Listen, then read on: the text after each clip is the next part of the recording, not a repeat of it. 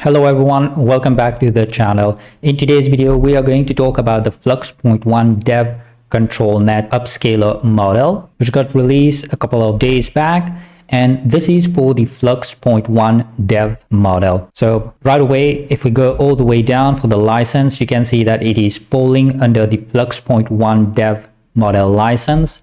And the license is non-commercial license. Now, the point of this model is to use ControlNet and upscale the image. Now, they provided a couple of examples. We have an input, output, and a showcase. So if we go into the input, you can see that this is a low resolution. It's noisy, it's blurry. And if I open the image itself, 320 by 192 pixels. Now, passing it through this model and through the Flux workflow, it came out with this new image, which is 1280 by 768. And you can see that now it's less noisy and it's more defined. Now, they also provided the other showcases. So we have a really low resolution image here, upscaled, and it's cleaner. Same thing for person. We have it here. We've already seen for the hand. Have another one for person. There's for building here. We have a scene, and then we have a cat here. Now you can see the training data here. It's basically data with degradation, and it's taking real life images, but it was artificially degraded with different technologies. We have the Gaussian blur, we have noise, image blurring, we have JPEG compression. So those were artificially degraded, and then these images were used to train the model and hopefully reconstruct the original image. Now you can use this as the diffuses format. You have the code here, but this is probably going to take more GPU. Now, if you're watching this right away after I release it, on the right side here, you will see that we have spaces, and these are the demo spaces that can use directly on Hugging Face. So let's open the first one, and this is the official one. It's by the same Hugging Face author. Now at the top, it tells you here that because of GPU limitation on Hugging Face, because obviously Hugging Face hosts a lot of models, they cap the maximum upscale resolution to 1024 by 1024. But if you are running it locally, you can of course push to higher resolution. Let's go all the way down. There are examples. Let's look at the first example. We can see that we have a low image of a cat. Here is the result. So left side, this is going to be the original one, and then this is the upscale version.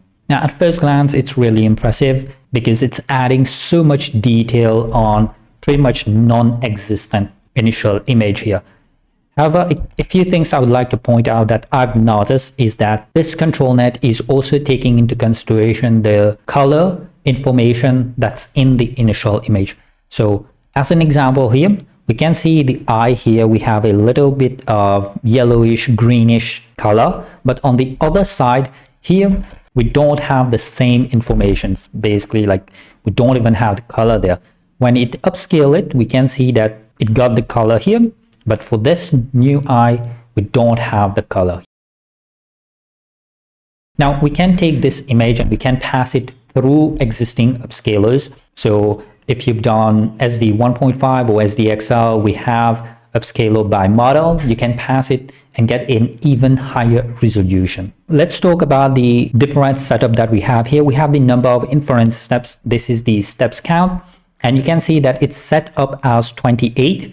Upscale factor, this is set up as 4. We have a ControlNet conditioning scale set up as 0.6, and then we have C that's 42 there. So when we move on to ComfyUI, our number of steps to 28, and then the ControlNet conditioning scale is set up as 0.6. Again, we'll have to replicate this inside of ComfyUI in order to get the optimal result. All right, so for ComfyUI, you will need to go into Files and Versions, and then download this Diffusion PyTorch _ model.savetensors. In order to download it, simply click on this download file button. It will download and save it in your downloads folder, most likely. Next, go inside your ComfyUI folder and go inside the models folder. Inside it, there should be a folder named ControlNet. Go inside it and then paste that Diffusion PyTorch model.savetenses file in this folder.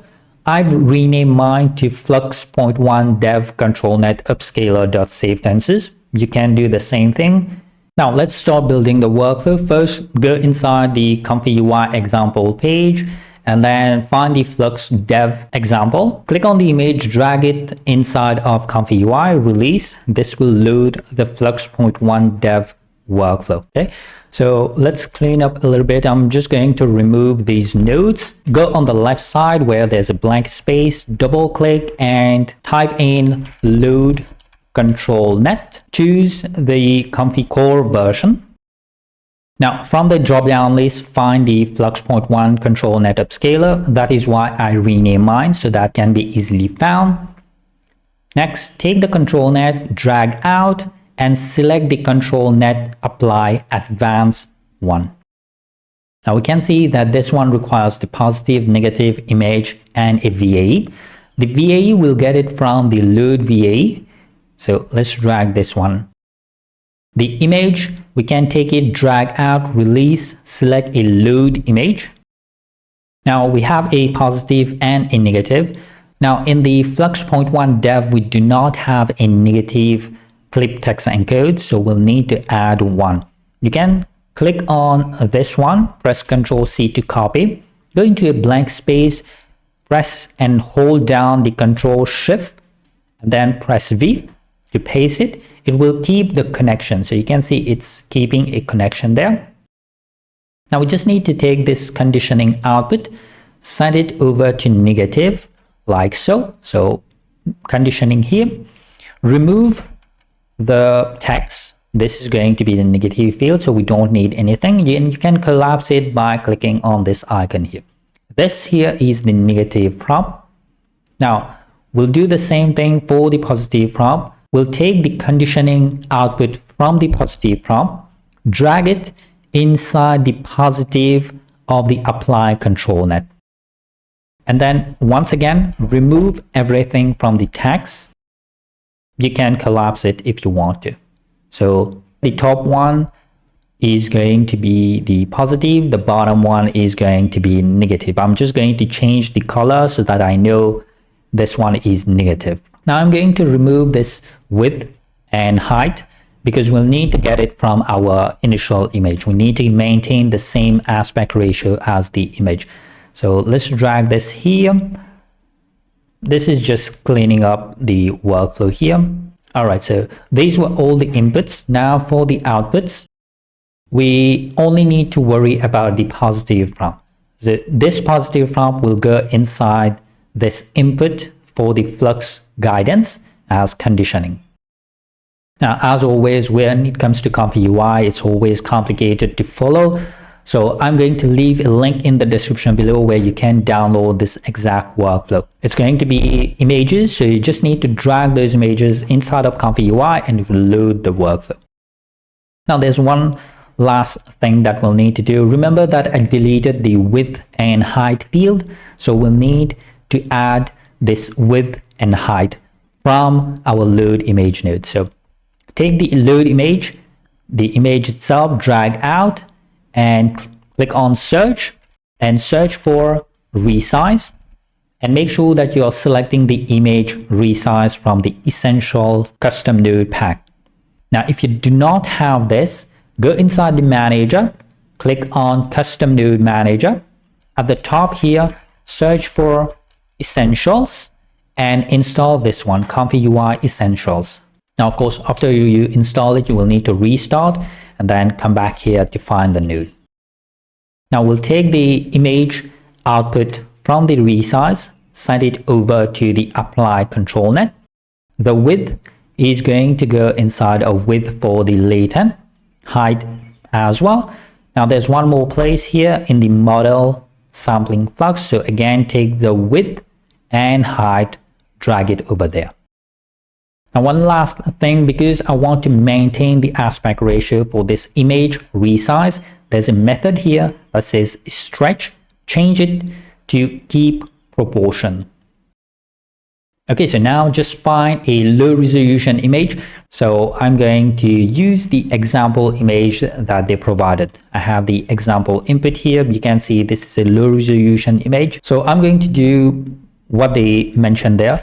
That's going to be upscale to 1024 by 1024. And because I'm maintaining the proportion, it's going to make sure that the long side of the image is 1024, and then it will automatically calculate the short side one. Now, if you remember correctly, the inference steps was 28. So I'm going to change the basic scheduler steps to 28, as well as this apply ControlNet, it was set to 0.6. So I'm going to change it to 0.6, and everything else should be good. So just to have a quick look here, I'm using the Flux Dev FP8. I'm going to use the FP8D type. Make sure you have your dual clip loader, the VAE. Okay, so once everything is good, click on the Q prompt.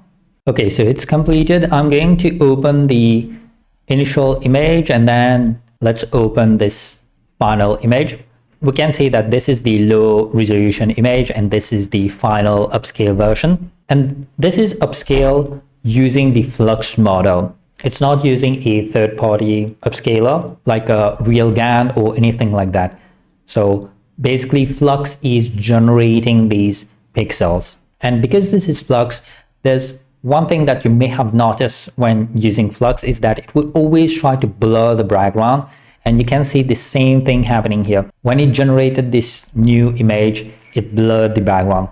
I've tried a couple of times using different seed. I will show you the example. And in all the example, it tried to blur the background. It's only the hand that is in focus here. Now it's not perfect. I can see a couple of imperfection, especially at the tip of the fingers here, but it was able to go from this low resolution to a higher resolution. Okay, so let's take a look at a couple of examples. And remember that this particular model is meant to take you from a low resolution image, something like 320p, to a higher resolution image, I would say 720 or 1024 resolution. It's not meant to take your 1024 resolution image, upscale it to 4K. Alright, so that is it for this introductory video. I will have another video on the same topic. Earlier today, I was experimenting with it and I found that we can use it for something else. That's going to be for another topic. Subscribe so that you do not miss out. Also, there were a couple of updates in the SDXL side of things. But right now, since I'm covering only Flux, I wanted to ask you guys if you would like to have videos on SDXL. Basically, what are the things which are new from SDXL side of things? I'm not sure how many of you are still using SD 1.5 or SDXL. Let me know in the comments down below. And if we have a lot of people are still using SDXL, I will make a video on that one. All right. Thank you for watching until the very end. Have a nice day. Take care. And I will see you in the next one.